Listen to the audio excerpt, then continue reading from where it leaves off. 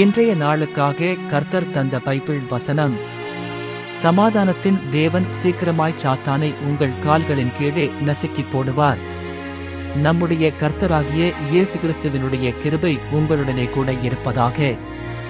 ஆமென். ரோமர் 16ஆம் அதிகாரம் 20ஆம் வசனம்.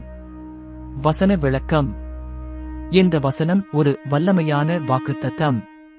சமாதானத்தின் தேவன் என்றால் யுத்தம், குழப்பம், கலக்கம் எதையும் முடித்து நமக்கு அமைதியையும் பாதுகாப்பையும் கொடுக்கும் தேவன் என்று பொருள்.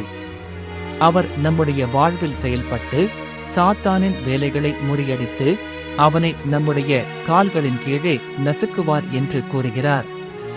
இது நாம் வெற்றி பெறுவோமே என்பதற்கான உறுதி. இங்கு சீக்கிரமாய் என்ற வார்த்தை தேவன் தாமதிக்காமல் சரியான நேரத்தில் நம்மை விடுவிப்பார் என்பதை காட்டுகிறது. இந்த வெற்றி நம்முடைய வல்லமையால் அல்ல, கர்த்தராகிய இயேசு கிறிஸ்துவின் கிருபையால் தான் சாத்தியம். ஜெபம். கர்த்தாவே, சமாதானத்தின் தேவனாகிய நீர் எனக்கு பெரும் பாதுகாப்பும் அமைதியும் அளிப்பவர். என் வாழ்வில் சாத்தான் செய்கிற அனைத்து சூழ்ச்சிகளையும் முறியடித்து அவனை என் கால்களின் கீழே நசுக்குவீராக. உம்முடைய கிருபையால் நான் வெற்றி பெறுவேன் என்ற நம்பிக்கையை தந்து என்னை உறுதியாக நிலைநிறுத்தும். இயேசு கிறிஸ்துவின் நாமத்தில் ஜெபிக்கிறேன். ஆமென்.